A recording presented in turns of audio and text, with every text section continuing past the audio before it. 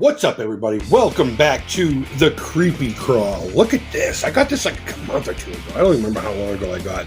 And this isn't going to be a review. It's going to be more of a show and tell. Now, James Hetfield, I have to say this because I'm not really a signature kind of guy. You know what I mean? But James Hetfield is probably my main inspiration to play guitar. I've talked about Ed Van Halen in the past. And that woke it up, but James Hetfield's the real reason his down picking. It just gave my little, my 12, 13, 14-year-old self the old Woodrow. So I wanted to be just like him. I even had an 84 Explorer. It might not have been 1984. It could have came out in 85. But it was one of those designer ones, you know, with the alder bodies and the maple necks. He had the white one. I had the same exact guitar, but in black. You can find them with, like, paint splatters and calers and all kinds of crap. I'll be honest with you, that's definitely one of the ones that got away. I kind of wish I still had that. In fact, I would have had someone refinish it to be white, because that is my dream. My ultimate all-time dream guitar. It was the first guitar I desired and drooled over from magazines and could never find. I finally found one in black for like $300, right around when the Black Album first started making its bite into the world.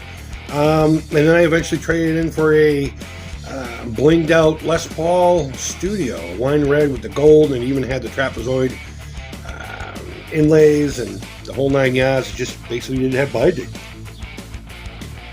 So all that said, I saw these. They were only like $35 or something like that for 3 sets, and it's a custom set with a nice tin. I picked them up. So I'm probably going to use one of these sets on a guitar I have now. Save one set for a guitar I may get in the future. Maybe if I ever get one of those snakebite guitars from ESP. I'll probably put a set on there. And I'll obviously keep one for the tin itself. Bringing the camera back. Let's have a look at the tin. We've just been staring at it. Typical James Hetfield artwork. His mom was an artist and passed it down to him. And whenever you see a lot of this kind of stuff, it's James. James is doing all that stuff. So we got the 11 to 50. I've been playing guitar since I was in 6th grade. I have no idea what that means. I have no idea. Just like with painting, you know, when I started working for this art supply company, there's all these additives you can do to paint and all these mediums and gels, and I'm just like, I just put the paint on the brush and the brush goes directly to the canvas. I don't know what all this extra. Same with guitar, you know, everyone's got all these pedals and processors and rack units. I have a delay pedal, an overdrive, and I want to get a phaser and maybe even a tremolo pedal. Done. Have a nice day. But you don't need to hear about all that. You want to see what the tin looks like. So it says Ernie Ball on the front face here, or side I should say. James Hetfield on either side. And they were nice enough to put my name over here. You know, the big nothing. In the back, I'm surprised it doesn't have anything at all. So, opening it up, you're greeted with 3 packs of strings. You know what would have been nice if there was a sticker in here? Like, yeah, I mean, I guess technically if you peel this up right, you have a sticker. And I may try to do that, actually. That would be badass. Or even a guitar pick. But you know what? $35 for a nice limited tin and 3 sets of strings, you can't complain. But there's not much more to really say. It's the same artwork as the front of the tin. And much like the tin, there's nothing on the rear. So I'm probably going to put one of these on my Hondo V. The idea there is probably, I wasn't going to customize it. I was going to leave it stock. But I think what I'm going to do is probably get a better trim for it. Get the EMG headset in like the black chrome. And just put these on that guitar. I think it would work well for that guitar. That guitar is heavy as it is, and I mean in weight, not just sound. And it just seems to have a stability that would hold a heavier gauge string like this. And, you know, again, I don't do signature stuff, but listening to the down picking James Hetfield stuff, and I do it a lot, you're hitting them low E strings or whatever, and whenever you hit them too, sometimes they sound like they're going boing, you know?